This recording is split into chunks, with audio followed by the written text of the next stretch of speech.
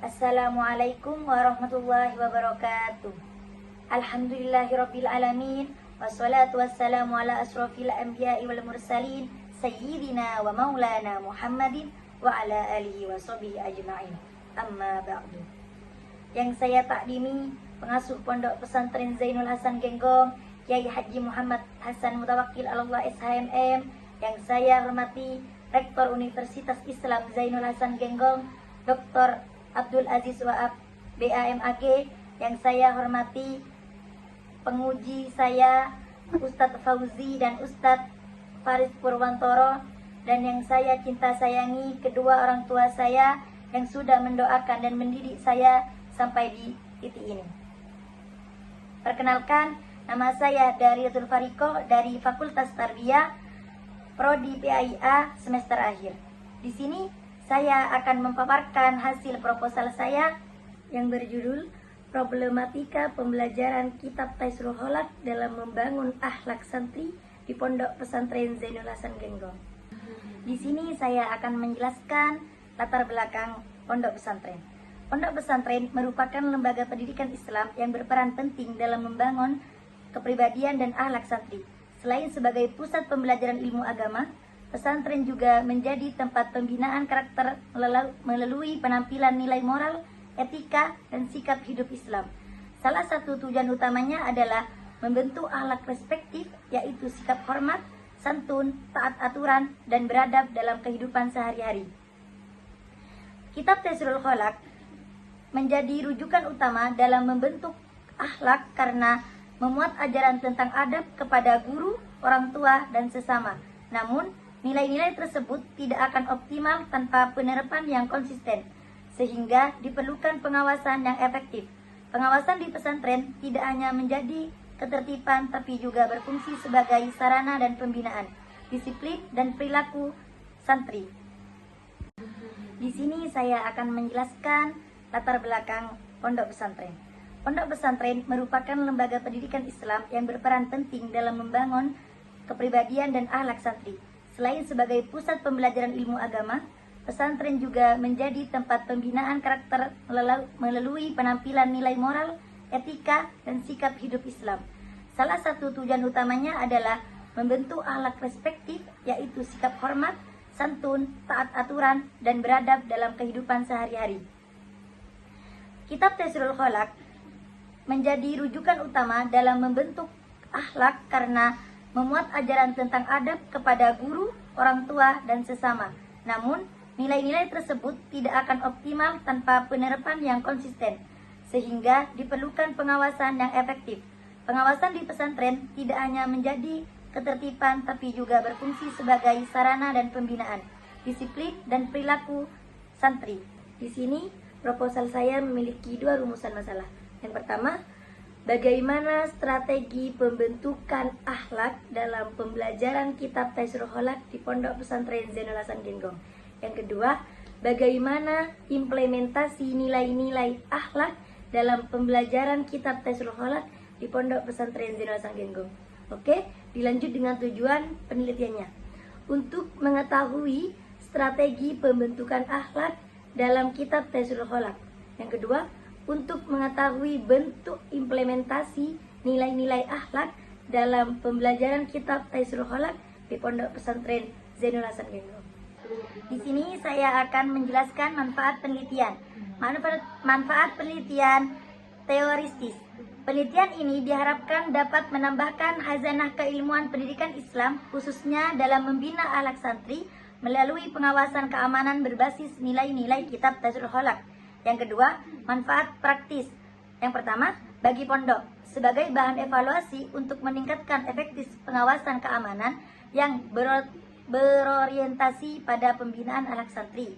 Yang kedua, bagi pengurus keamanan memberikan pemahaman agar pengawasan dilakukan secara edukatif dan mendukung pembentukan karakter santri. Yang ketiga, bagi santri meningkatkan kesadaran dalam menerapkan akhlak respektif, disiplin, dan tanggung jawab dalam kehidupan sehari-hari di pesantren. Oke, dilanjut kepada bab 2. Di sini bab 2 diisi dengan kajian teori.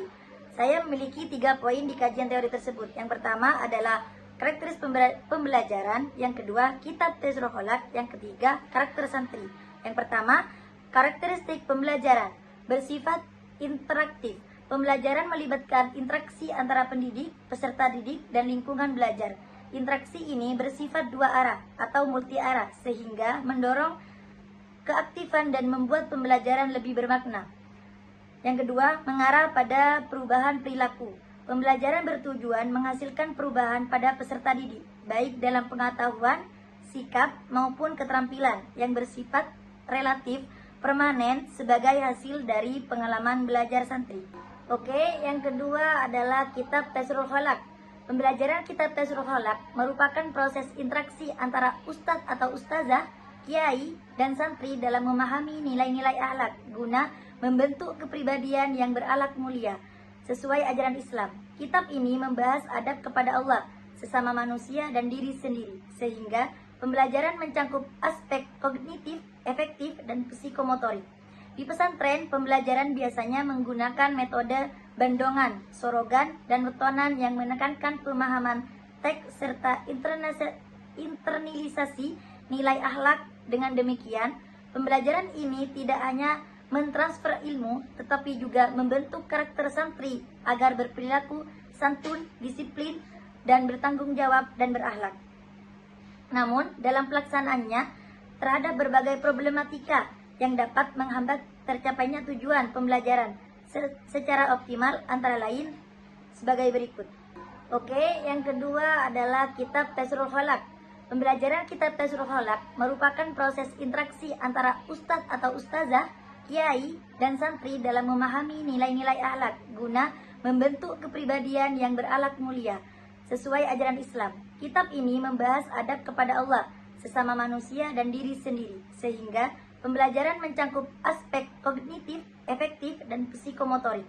Di pesantren, pembelajaran biasanya menggunakan metode bandongan, sorogan, dan wetonan yang menekankan pemahaman teks serta internalisasi nilai akhlak. Dengan demikian, pembelajaran ini tidak hanya mentransfer ilmu, tetapi juga membentuk karakter santri agar berperilaku santun, disiplin, dan bertanggung jawab dan berakhlak. Namun, dalam pelaksanaannya, terhadap berbagai problematika yang dapat menghambat tercapainya tujuan pembelajaran secara optimal, antara lain, yang pertama, metode pembelajaran yang monoton. Menggunakan metode tradisional seperti bendongan dan sorogan membuat santri kurang aktif dan sehingga mudah bosan dalam memahami kitab. Yang kedua, keterbatasan kompetensi pengajar. Kurangnya kemampuan pengajar dalam menjelaskan isi kitab secara mendalam dalam menghambat pemahaman santri terhadap nilai akhlak. Yang ketiga, lingkungan kurang mendukung. Lingkungan sosial yang kurang mendukung dapat menghambat penerapan nilai-nilai akhlak dalam kehidupan sehari-hari. Yang pertama, metode pembelajaran yang monoton. Menggunakan metode tradisional seperti bendongan dan sorogan membuat santri kurang aktif dan sehingga mudah bosan dalam memahami kitab. Yang kedua, keterbatasan kompetensi pengajar. Kurangnya kemampuan pengajar dalam menjelaskan isi kitab secara mendalam dalam menghambat pemahaman santri terhadap nilai akhlak. Yang ketiga, lingkungan kurang mendukung. Lingkungan sosial yang kurang mendukung dapat menghambat penerapan nilai-nilai akhlak dalam kehidupan sehari-hari. Lanjut kepada bab 3, metodologi penelitian. Metodologi penelitian ini pendekatan dan jenis penelitian. Penelitian ini menggunakan metode kualitatif dengan jenis deskriptif. Metode kualitatif bertujuan untuk memahami fenomena sosial secara mendalam melalui data berupa kata-kata, bukan angka. Penelitian ini berfokus pada penggambaran dan penjelasan kondisi secara alami dengan penelitian sebagai instrumen utama. Data diperoleh dari wawancara, observasi, dan dokumentasi. Kemudian dianalisis secara deskriptif. Subjek penelitian adalah santri putri Pondok Pesantren Zainul Hasan Genggong. Adapun fokus penelitiannya ini adalah problematika pembelajaran kitab Tesrul Kholak dalam membangun karakter santri, khususnya yang berdampak pada kurangnya akhlak santri. Studi kasus ini mengambil khusus di Pondok Pesantren Pusat Zainul Hasan Genggong, khususnya pada santri putri yang mengikuti dalam pembelajaran kitab Tesrul Kholak. Dalam prakteknya, pembelajaran kitab ini bertujuan untuk membentuk akhlak santri agar memiliki sikap hormat, disiplin, dan bertanggung jawab dalam kehidupan sehari-hari. Namun, berdasarkan hasil pengamatan awal, ditemukan beberapa masalah yang terjadi dalam proses pembelajaran. Salah satu khusus yang muncul adalah masih adanya santri yang kurang menunjukkan sikap hormat kepada pengurus dan ustazah. Seperti pembicaraan di atas, saat pembelajaran berlangsung, kurang disiplin dalam mengikuti aturan, serta tidak konsisten dalam menerapkan adab yang telah dipelajari dari kitab Taisirul Khalaq. Dalam kegiatan pembelajaran, metode yang digunakan cenderung bersifat tradisional, seperti bendongan, sehingga santri kurang aktif dan cepat merasa bosan. Di sini saya akan menjelaskan hasil data.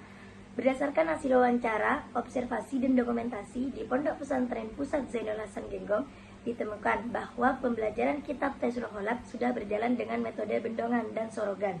Namun, santri cenderung pasif sehingga pemahaman belum maksimal. Hasil observasi menunjukkan masih adanya perilaku santri yang kurang mencerminkan akhlak, seperti kurang disiplin dan kurang sopan. Dari sisi pengawasan, pengurus telah menerapkan aturan, tetapi lebih bersifat menegakkan kedisiplinan daripada pembinaan akhlak. Sementara itu, santri umumnya memahami materi, namun belum mampu mengamalkan secara konsisten dalam kehidupan sehari-hari mereka.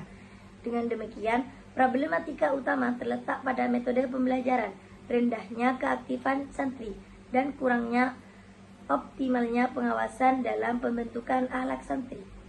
Kesimpulan dari hasil proposal saya yang sudah saya jelaskan dari awal sampai sekarang, berdasarkan hasil penelitian, pembelajaran kitab Taisirul Khalaq di Pondok Pesantren Pusat Zainul Hasan Genggong telah dilaksanakan, namun belum sepenuhnya efektif dalam pembentukan akhlak santri. Hal ini disebabkan oleh metode pembelajaran yang kurang variatif, rendahnya keaktifan santri, serta kurangnya konsistennya penerapan nilai-nilai akhlak dalam kehidupan sehari-hari. Selain itu, pengawasan yang dilakukan masih lebih menekankan pada kedisiplinan daripada pembinaan secara edukatif. Akibatnya, terdapat kesenjangan antara pemahaman materi dan praktek akhlak santri. Akibat terdapat kesenjangan antara pemahaman materi dan praktek akhlak santri, dengan demikian diperlukan upaya memperbaiki dalam metode pembelajaran, meningkatkan peran pengawasan yang lebih edukatif, serta pembinaan yang berkelanjutan agar tujuan membentukan akhlak santri dapat tercapai secara optimal. Sekian dari saya, mohon maaf. Wassalamualaikum warahmatullahi wabarakatuh.